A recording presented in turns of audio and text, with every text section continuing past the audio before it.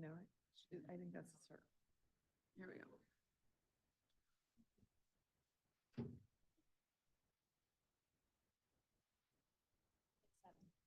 Okay. Calling to order the special meeting for Diamond Lake School District 76. Roll call, please. Ms. Angarola, Ms. Bayless, here, Mr. Becker, Ms. Hale, Here, Mr. Hauptman, Here. Mr. Candela, Ms. Sullivan. here. Please rise for the Pledge of Allegiance. I pledge allegiance to the flag of the United States of America and to the republic for which it stands, one nation, under God, indivisible, with liberty and justice for all. Okay, we now open the floor for public comments on agenda items. Do we have any public comments for the budget hearing this evening? Okay, there being no public comments, I'm going to turn the floor over to Mr. Rogers. Okay, nothing makes me happier than when we always align the new teachers coming back in the budget hearing because it's just fantastic. So we're required as a school board to host a budget hearing, and this goes over and approves our. We had a 30-day posting from our tentative budget into the hopefully the adopted state budget tonight. So I'm going to give a brief overview of the presentation, and it is in your packet, as long as as well as like a change memo that'll explain some of the non-substantive and substantive changes that we might have had in there. So mostly it revolves around changing around salaries, and there's different revenue assumptions that might have came in. So I outline those. I'll go over what is the budget, and I'll skip over what is a budget, and as well as the different types of funds.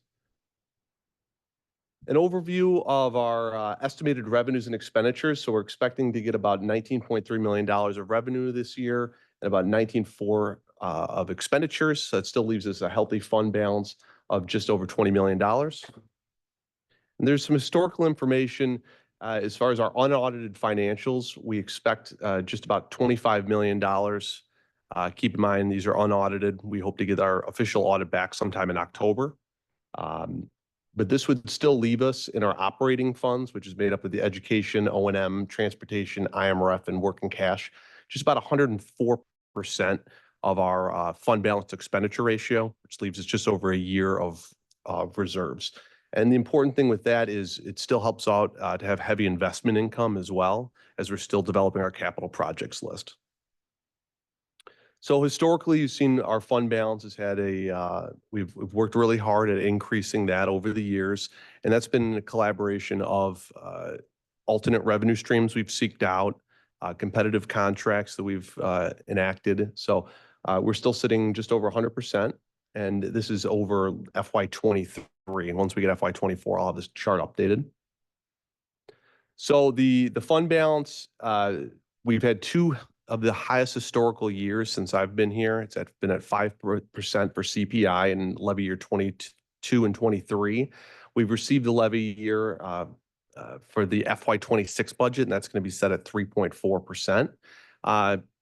As of now, our CPI data is continuously drops. We're now just about under 3% estimated. So operating surplus, again, unaudited. We had a fairly decent surplus last year, but that was really to do with a lot of timing of our payments. So we're still projecting to have a slight deficit in FY25 and branching that out to just about $400,000 in future years, and that is in the operating fund. So some of that is going to be planned deficit spending, and I'll go over that a little bit more in detail, but our transportation fund and IMRF fund, we're carrying a fairly high balance.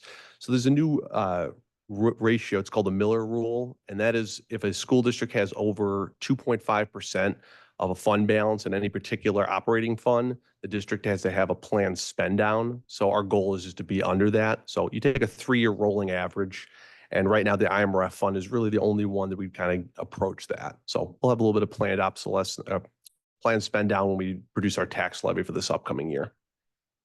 So I've used this ratio last couple years. It's kind of a convoluted formula, but I thought it encompasses some of the most important revenues and expenditures we do have. So it takes property taxes, evidence-based funding as our two highest revenue sources, and then salary and benefits as our two highest expenditures.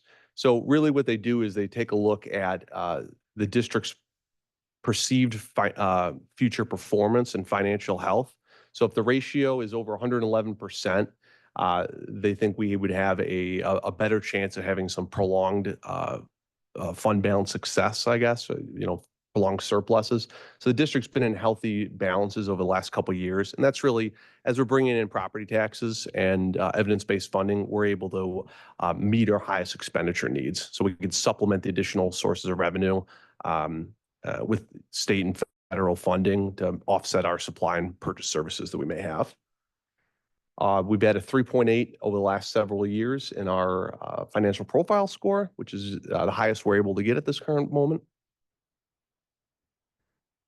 And our revenue sources, it just shows the taxes. We're so reliant in this district on residential taxes and, just different historical data that we might have relating to our revenue sources. So our two biggest revenue assumptions coming up for this year is ESSER 3 is gone. Our community partnership grant is gone. So there's still some unknowns on what we might see from future federal sources. We've applied for some competitive grants this year and hope to acquire those. So that would significantly change what our budget assumptions might look like going forward. Skip over some of these bar charts. So expenditures, so still at this time, we don't have a settled collective bargaining agreement. So as I said, we had about 88% of our revenues expenditures are made up of salaries and benefits.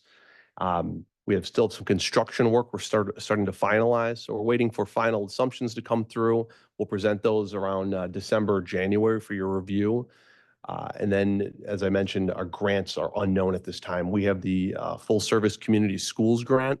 We're hoping to use that to offset a portion of our professional development or some future purchase services we might have, but we're still in a kind of the exploratory phase there. So as a recap, we approved the tentative budget on the August 6th meeting. We've had it posted for 30 days. I have a notice of the Public Herald from the Daily Herald that's in your board packet.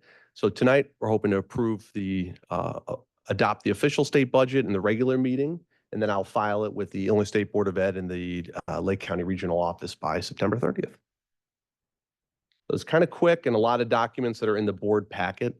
Are there any questions? All right. Well, thank you very much. Thank you, Mr. Rogers. Okay, do we have any public comments and petitions on non-agenda items this evening? Okay, there being no public comments, we will adjourn from the budget hearing. May I have a motion to adjourn, please? Sure.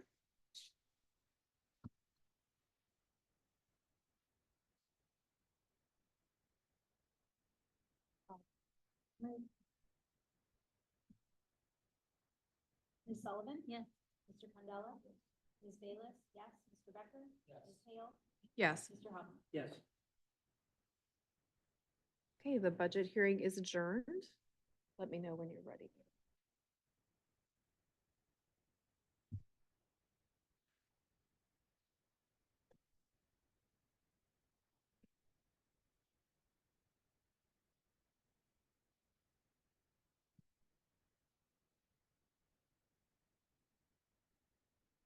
Okay, thank you. Calling to order the committee of the whole meeting for Diamond Lake School District 76. Roll call, please. Ms. Angarola?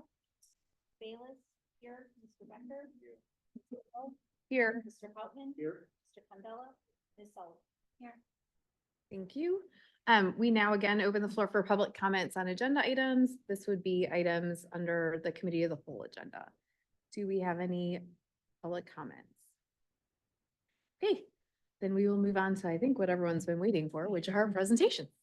Well, I don't know how we're gonna top what we just heard, but I think this audience will definitely do it. So this is one of our most exciting meetings because we have all of our new staff that were hired to join the D76 family. So I'm going to ask each of the principals if they would to step up to the podium, and they have a list there of all their new staff members who joined us this August and are wearing their Sparkle On Team 2024 t-shirts. So we'll start with Diamond Lake and then with Mrs. Morley and then Mr. Freiberger and then Mr. Peterson.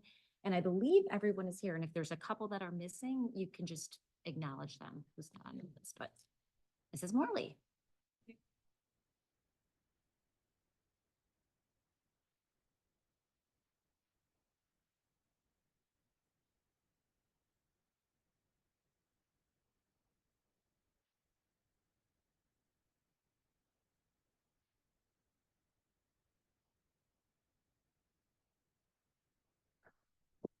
I've been preparing for this marathon. Okay, we have so many wonderful new staff here tonight.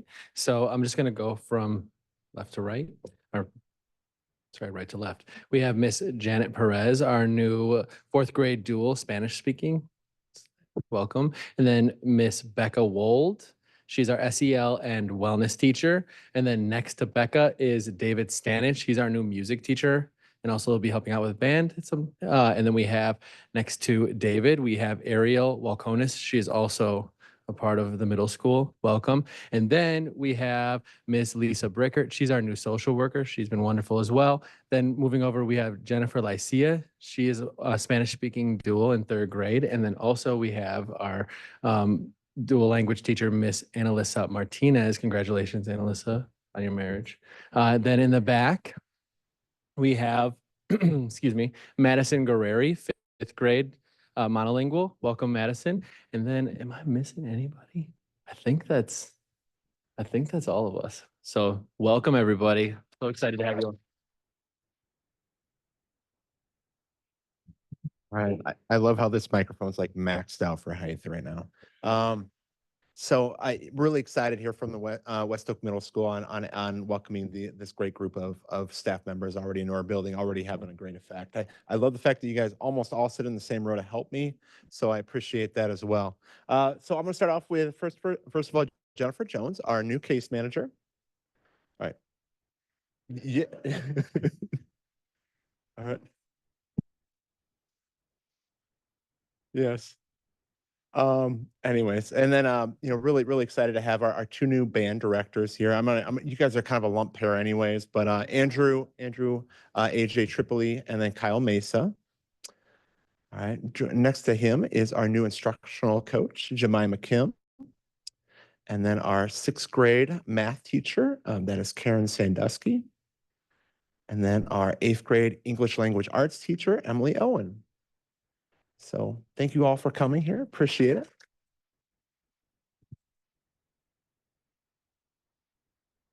I actually am going to say, I think that's 100, that is all of our staff. We have one staff member who is taking over for Mrs. Shore's family leave, and she wasn't able to make it, but this is all of our new staff that you see up there. So again, thank you so much for taking your personal time for being here. We're so excited to have you, and you're doing an amazing job. So again, we appreciate and welcome you. And you are welcome to stay, because now we're going to have another riveting presentation about our summer school update. So we have our 5 teacher leaders that worked on summer school, looked at the program, and then were part of it every single day. So they have coordinated and collaborated with Dr. Cunningham to put this presentation together. So I'm going to turn it over to you, Dr. Cunningham. Huh? Oh, yeah, I did. I said you guys can go. No, Yeah. you stopped. Oh, You Oh, stopped, so you like you can go. teased them. sorry. Yes, you can go. I told you earlier you could go, but yes. They were just really being respectful. It was good.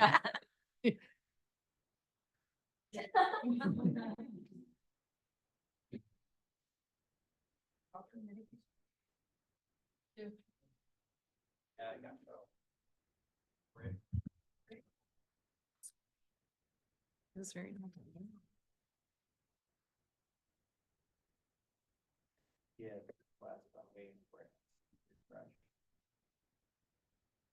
It's on. Oh.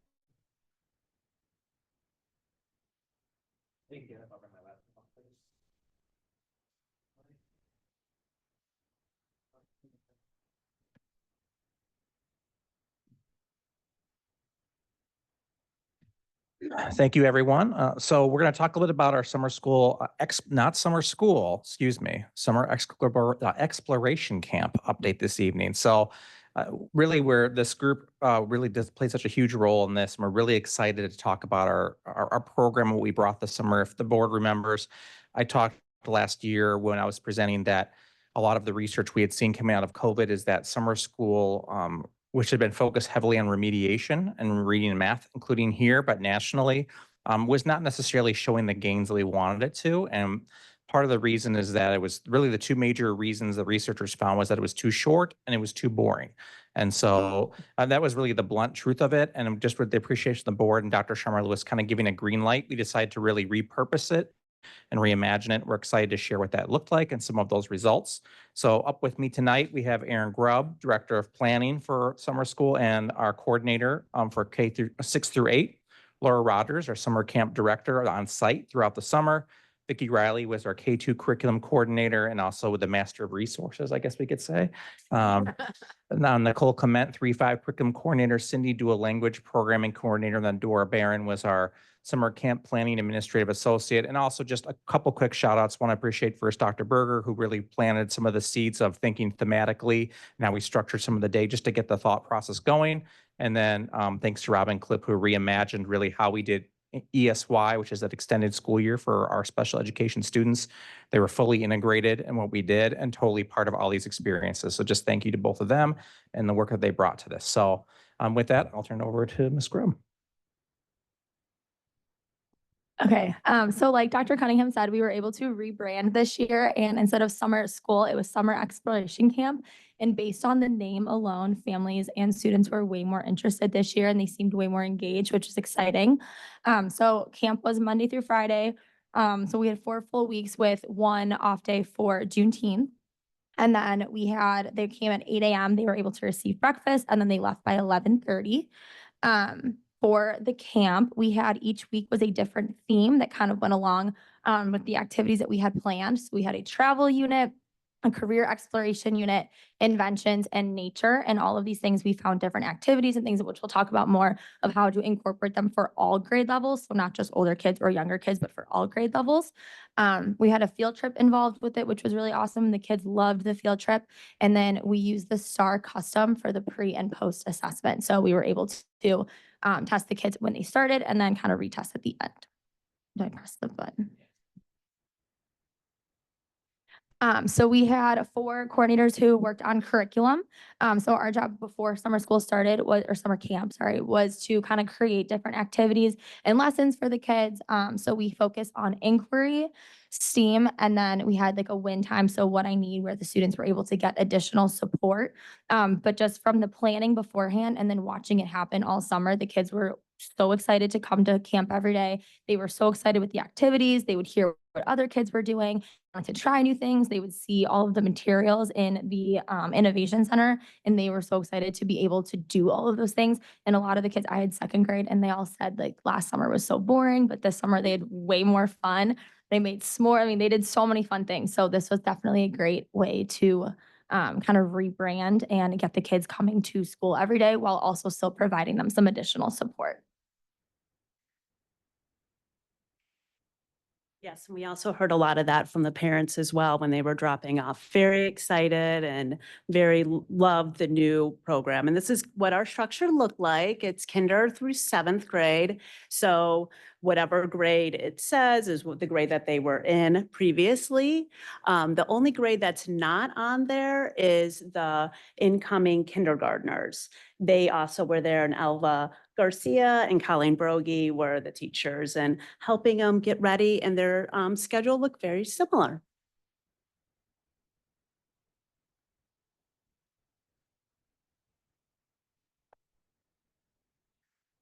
So just to echo what some of the other teachers said, I've taught summer school here, I think every year since I've been here, so about 8 years.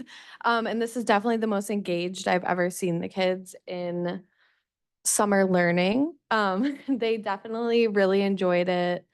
When it came to planning, we had to keep in mind that we were planning for grade level bands. So we made sure to provide a lot of options for teachers that they could kind of differentiate for whatever grade level they were teaching.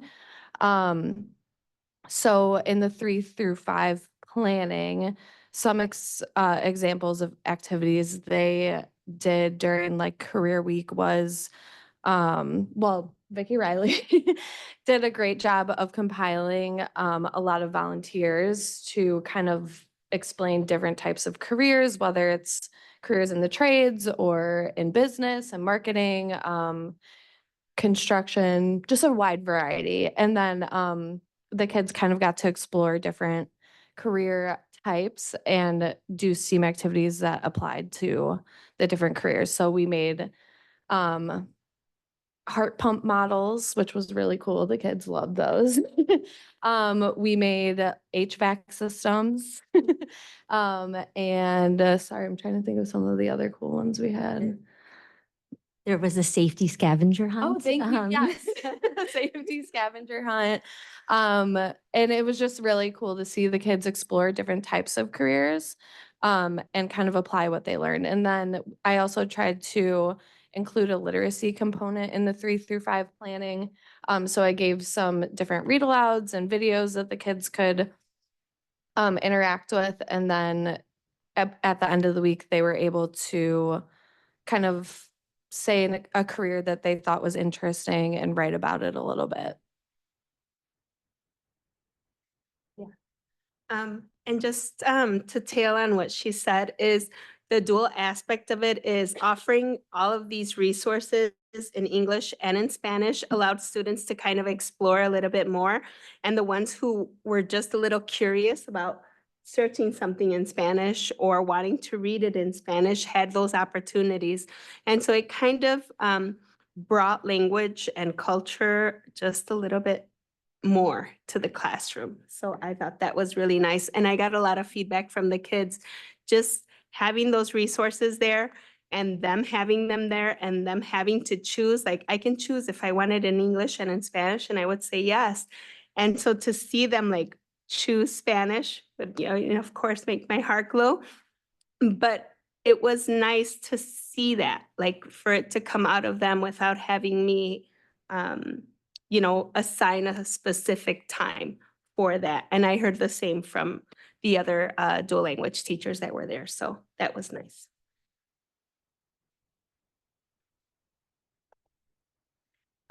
And that's perfect. That's me. We did still have a chance to offer some intervention services during the summer. So we did have 2 reading interventionists that were able to be with us. We had one that was working with the K2 students and then one that would work kind of 3 up to 6. These interventionists were able to work with the students every day, sometimes in rotations and groups, and they were able to follow over some of the curriculum and focus from the year, the school year that had just ended. We also had one math interventionist. Hi, nice to meet you. And so I was able to push into classrooms and support some of the inquiry that was happening throughout the different experiments and different conversations. We utilized both the reading and the math, based off like who we would see was based off of our STAR scores. And then the reading model was more of a pullout. The math was more of a push-in. One of the biggest reflections from all interventionists is we really felt because of the new camp style and the interactive style of this program, it got students into their chairs and then we were able to work with them. In past summers, we didn't have as much of an attendance, so those students weren't getting as much interaction from the interventionists as we were able to do this summer. So that was the big takeaway for us.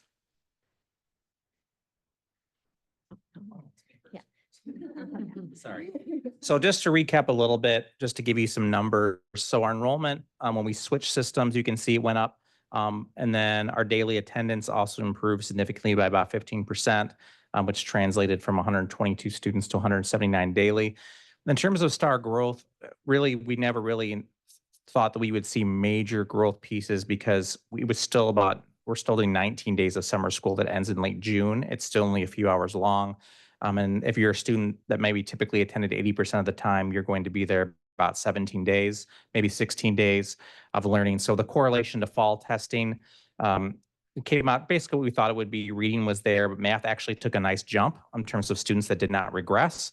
And a lot of our students, in just going through the numbers by hand, we were not seeing major drops in a lot of our students as they come through for the summer. So, and we're really pleased with that. But in terms of if we do want to see numbers not that way, just to give an idea of a program model, we probably have to run almost a 7-week summer school to get closer to the school year, just to give an idea if we wanted to see numbers and the way that we report for STAR. So just showing the staffing breakdown, we really kind of reallocated some of our staffing from aides to gen ed teachers. So again, thank you to Eric Rogers, who's flexible with how we used our grant money and funding to pay for this, to be able to allow us to do this kind of thing. So that's just a little bit of the hard numbers of it. And to give you a little bit of a insight into it, Vicki Riley, multi-talented Vicki Riley, put together a little video just to kind of show the board some of the photos and images of it. And I hope it's going to work. We're going to find out.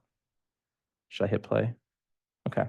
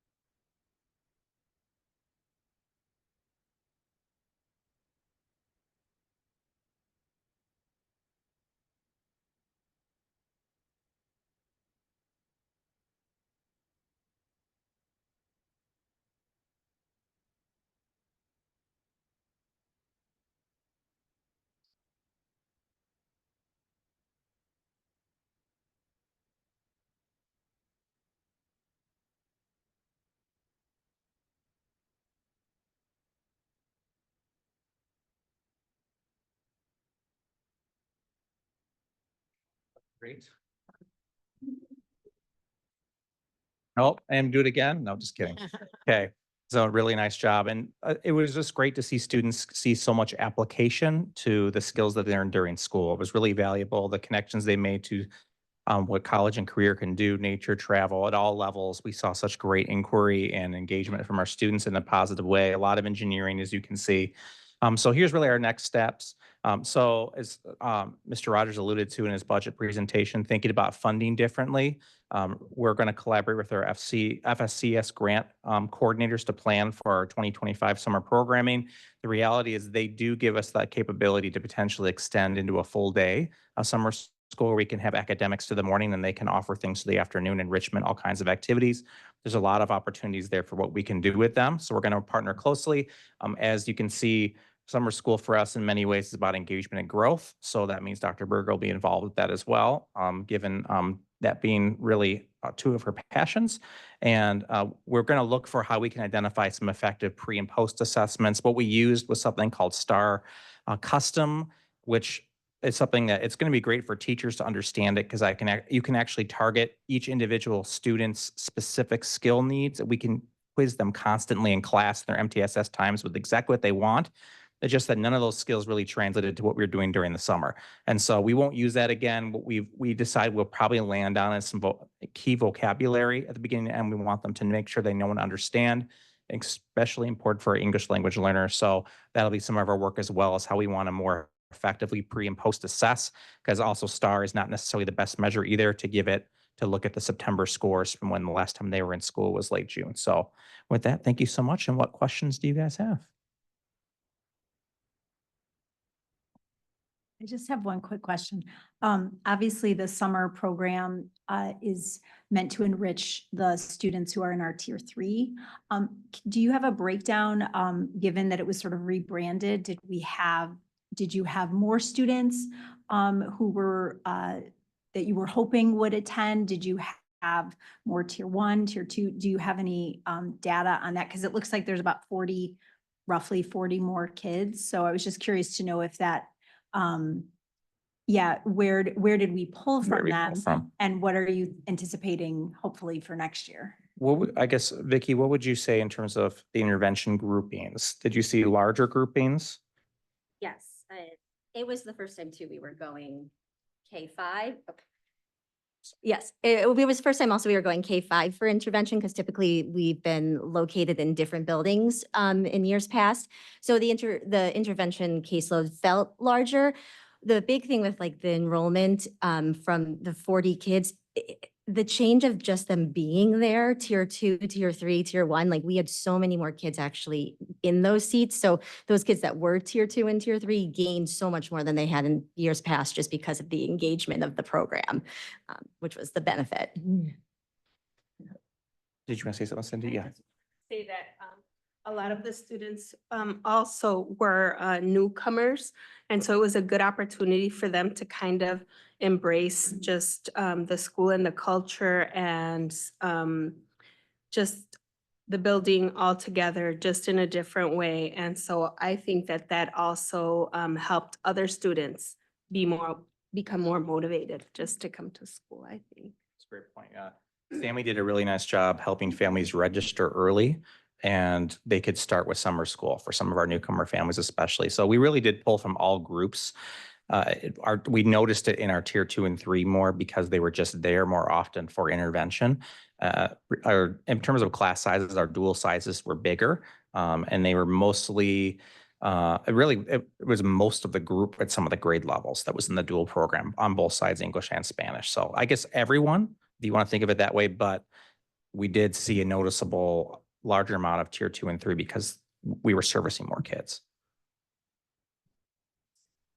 We did have like 3 students who didn't come to school towards the end of the school year. And then they started coming to summer school. It was a smaller environment.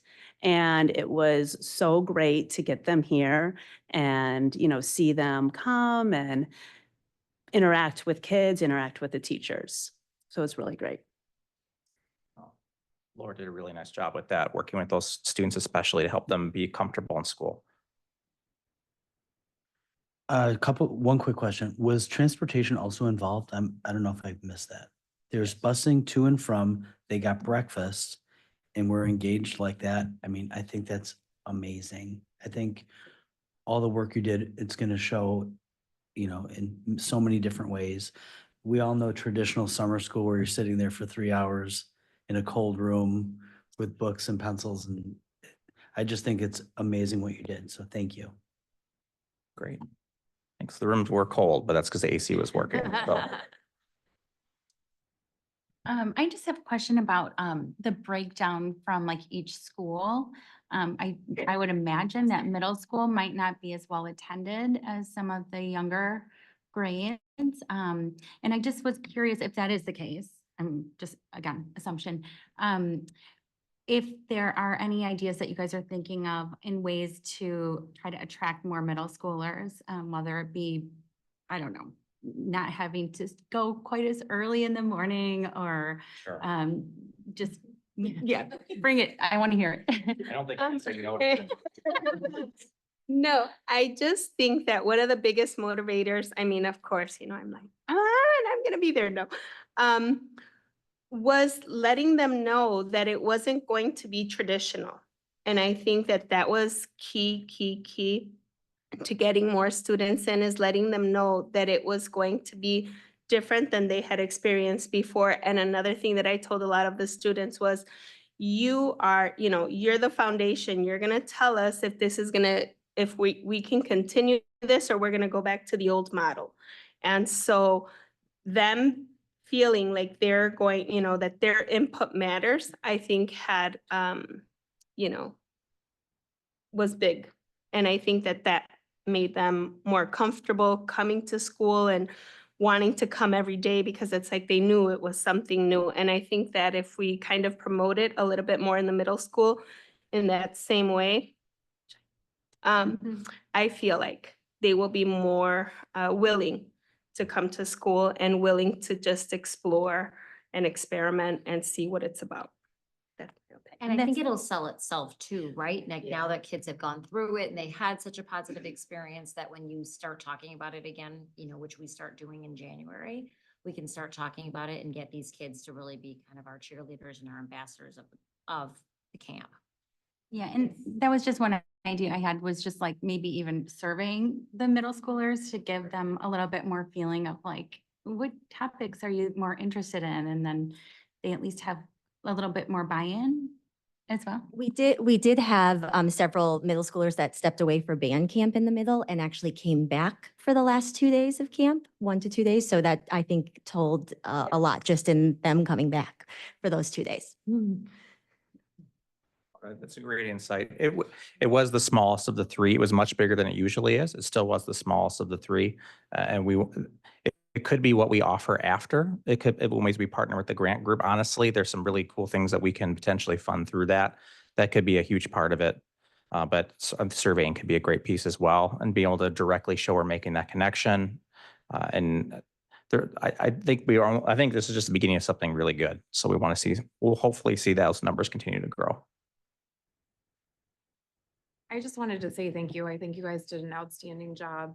I had a child that attended part of summer school and really enjoyed it. And it was interesting to see the different kind of curriculum and the things that were being offered. And I really do think you did a very nice job of offering very interesting activities across all grade levels. And I also thought the middle school field trip to CLC was fantastic. And that was like something different and exciting for them. So I just wanted to thank you for all the time and effort you put into it. Thank you.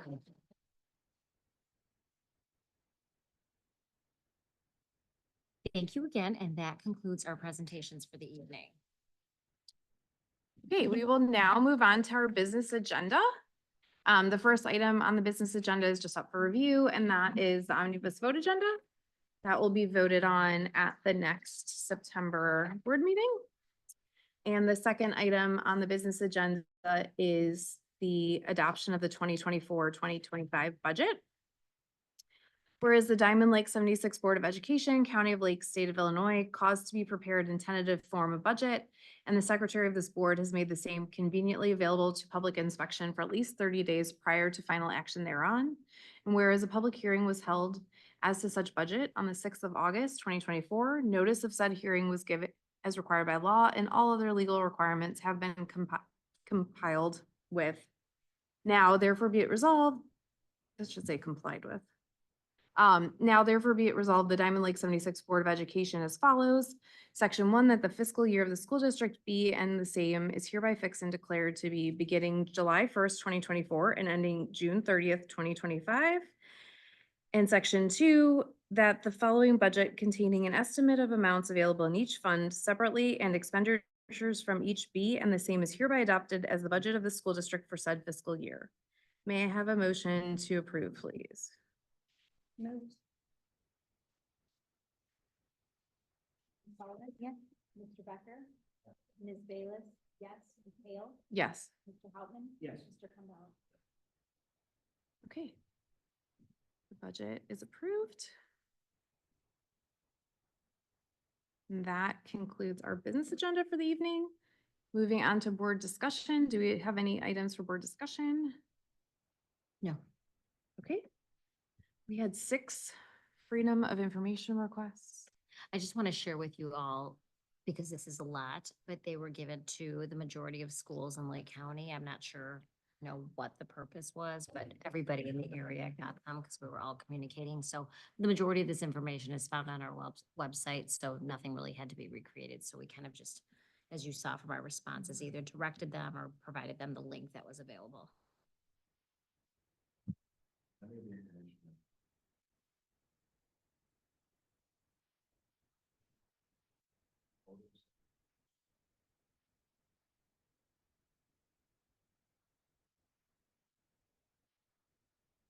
Well, and they're on our website. Like if you really looked at, for example, like this month's Diamond Edge, all of our new staff is on there. We wouldn't point them to that and say, here's the document that says that. So we might say things that were non-responsive, but we don't have to give them photos of staff, but whatever's on our website, right?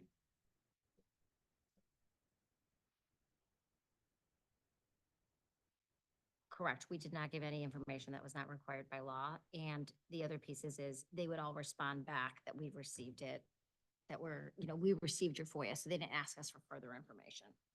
So that was, what also leads me to believe is that they were just sending this out as a blanket and whatever people gave back, because every district, as you know, looking at their websites, is very different. Yeah, I was gonna ask about whether or not, I mean, I don't know if the requester seems to me to not really be a legitimate news site necessarily. More propaganda, so I didn't know whether or not we actually need to comply at all. We didn't recreate anything. Okay. Yeah, I would say that many requests are kind of burdensome. Mm-hmm. Okay, moving on to notices and communication. There's a number of things from CEDAW. And then we have some District 76 highlights. We have the facilities update video. Mind if we? I was share gonna that? ask if you want to show that, yeah. Yes, so Mr. Hanson is going to share that of just all the updates that were made this summer. So he did a very nice job of putting it all together. So thank you, Mr. Hanson. Fantastic.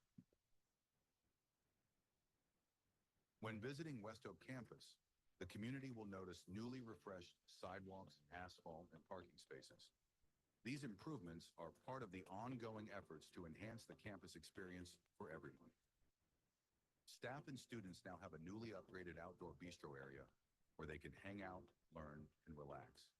This space was designed to foster both social interaction and creative learning in a comfortable outdoor setting. When you visit our art and music classrooms, you'll notice updated flooring and improved acoustics, both designed to enhance the students' creative experiences. At D76, we are always leveling up, leaning in and sparkling on,